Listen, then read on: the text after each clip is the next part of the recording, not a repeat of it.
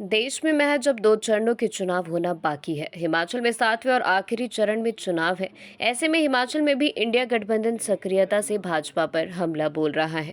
बुधवार को शिमला में इंडिया गठबंधन ने संयुक्त प्रेस वार्ता में भाजपा और एनडीए पर निशाना साधते हुए देश में सांप्रदायिक ध्रुवीकरण करने और जनता से किए गए वादों को पूरा न करने का आरोप लगाया है। इस दौरान इंडिया गठबंधन के नेताओं ने कहा कि 5 चरणों के चुनाव में परिवर्तन की लहर दिखाई दी है और इंडिया गठबंधन देश में सरकार बनाने जा रहा है। प्रदेश सरकार में शिक्षा मंत्री रोहित ठाकुर ने कहा कि संविधान और धर्मनिरपेक्षता में भरोसा रखने वाले प्रगतिशील दल भाजपा के खिलाफ लामबंद हुए हैं। अब तक के चुनावी चरणों में इंडिया गठबंधन को निर्णायक बढ़त हासिल हुई है। केंद्र की भाजपा सरकार ने किसानों की आय दोगुनी करने का वादा किया था, लेकिन पूरा नहीं कर पाए। इस दौरान सीपीआईएम नेता और पूर्व विधायक राकेश सिंघा ने कहा कि जनसंघ के जमाने से भाजपा ने स्टेटहुड का विरोध किया था और आज भी केंद्र की भाजपा सरकार और हिमाचल प्रदेश के बीच समन्वय नहीं दिखता है। इस मौके पर अखिल भारतीय कांग्रेस कमेटी के राष्ट्रीय प्रवक्ता कुलदीप सिंह राठौर ने केंद्र की भाजपा सरकार पर जनता से वादा खिलाफी का आरोप लगाया और कहा कि पिछले चुनाव में बहुत हुई महंगाई की मार का नारा बीजेपी ने दिया, लेकिन देश में महंगाई बढ़ती चली गई। पीएम मोदी ने 2 करोड़ रोजगार प्रतिवर्ष देने का वादा किया, जिसके मुताबिक 20 करोड़ रोजगार बनते थे, लेकिन देश में बेरोजगारी बढ़ती जा रही है।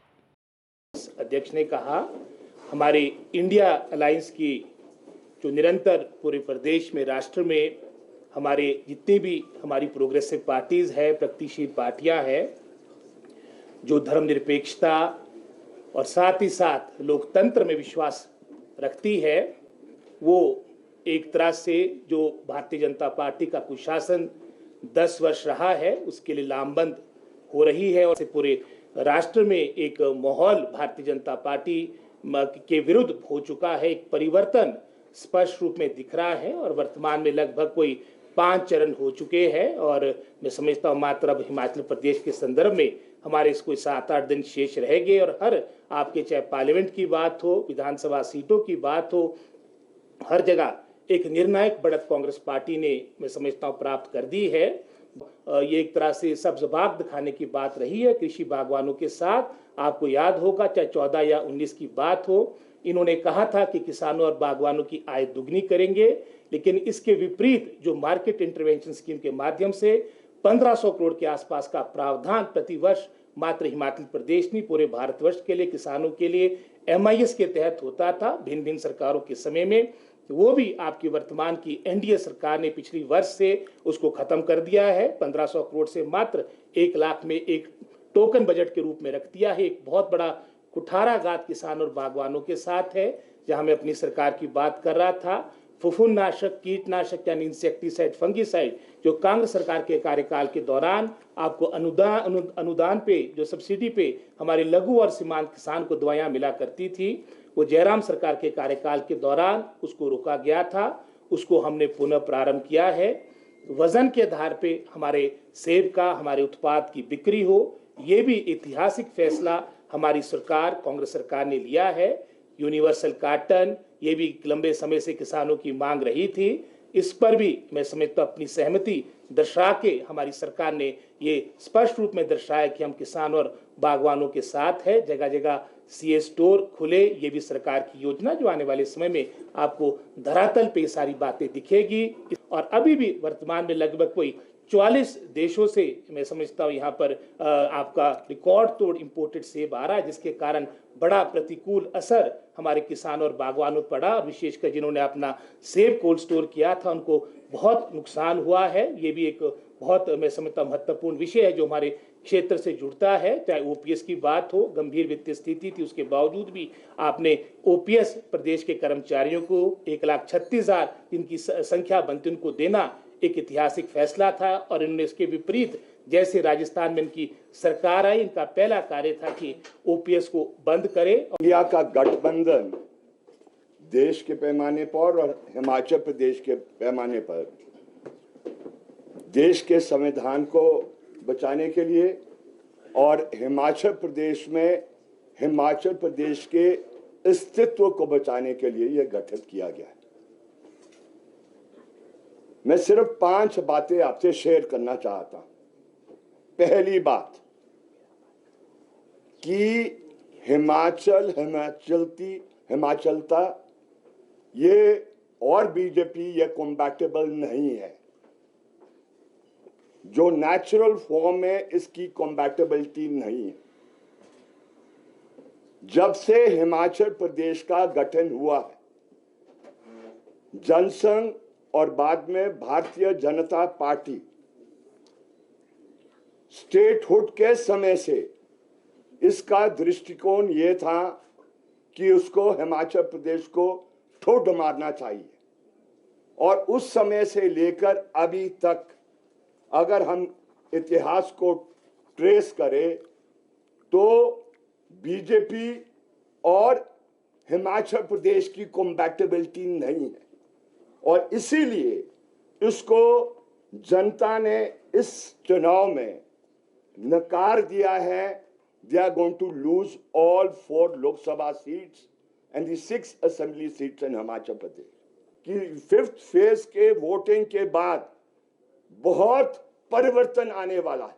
और कहां आ रहा है उसको भी आप समझो और हिमाचल के घटनाक्रम से आप जोड़ो।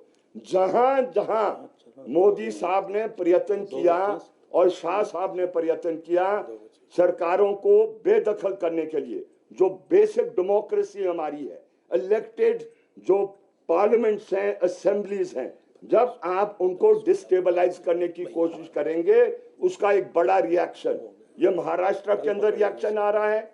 और उनकी स्ट्रेंथ आप नोट कर दें, मैं लिख के देने के लिए तैयार हूं, एफर्ट देने के लिए तैयार हूं। उनकी स्ट्रेंथ 20 से नीचे आने वाली है। जॉइंट अलायंस है, ये फील करता है this is an exceptional election after independence. कैसा इलेक्शन है?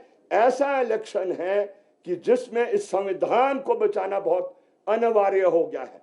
It is not only the need of the different political parties that exist in the country, लेकिन ये नीड है पीपल ऑफ दिस कंट्री का। ये संविधान राष्ट्रीय मुक्ति आंदोलन की धार ने बनाया है, कुर्बानियों से बना है। और वो आपके अंबेडकर साहब ने उसका वो हेड कर उसको बनाया है।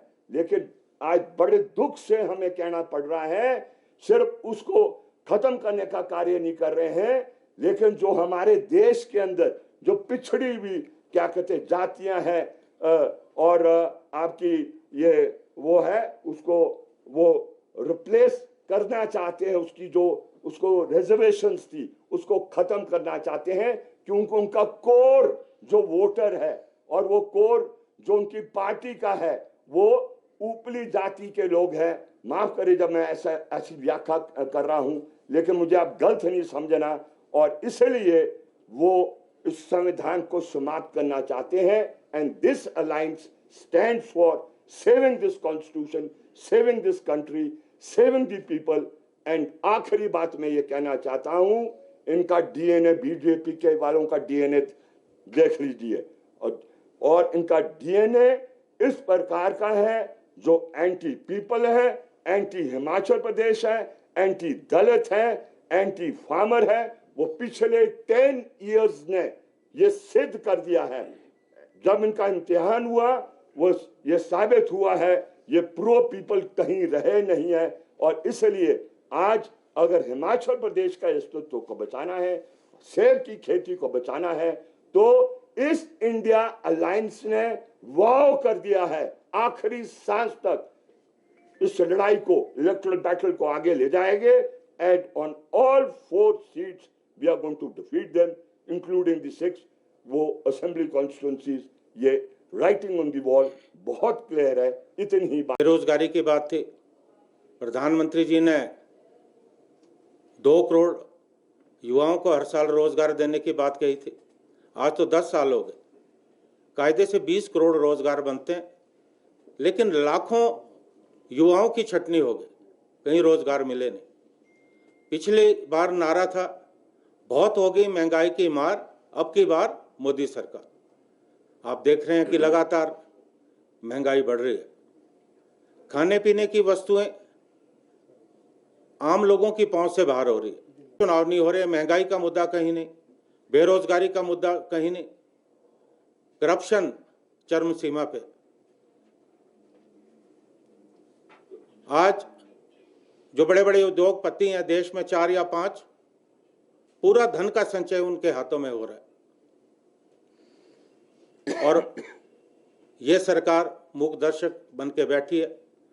और एक बहुत बड़ा घोटाला मैंने प्रेस कॉन्फ्रेंस में आपसे जिक्र किया था पूरे तर्कों के साथ, जो इलेक्टोरल बॉन्ड का है, वो सामने आया और मैं ये समझता हूँ कि आज़ाद भारत का ये सबसे बड़ा घोटाला है कि किस तरह से इन्होंने अवैध रूप से डराकर धमकाकर धन का संचय किया।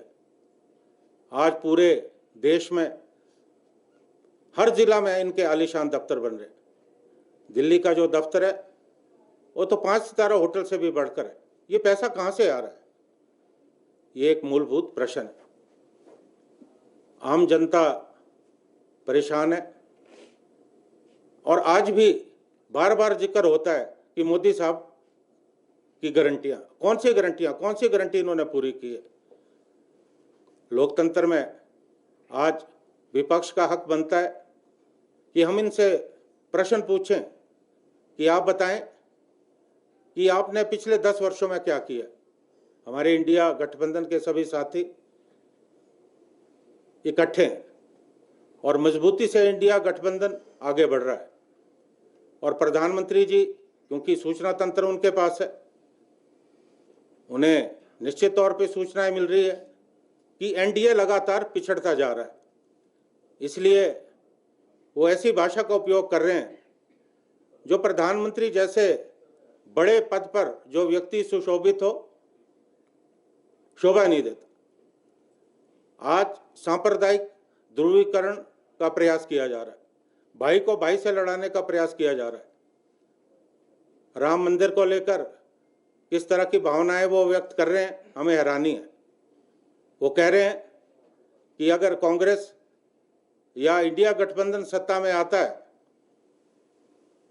तो सारा धन जो है वो अल्पसंख्यक मुसलमानों में बांट दिया जाएगा। उनका जो बयान है 2 दिन पूर्व, बहुत मुझे हैरानी हुई, सभी लोगों को हैरानी हुई कि अगर इंडिया गठबंधन सत्ता में आता है तो राम मंदिर पे बुलडोजर चला देंगे। इस तरह की बातें करना इस बात को इंगित करता है कि प्रधानमंत्री और गृह मंत्री बौखलाए।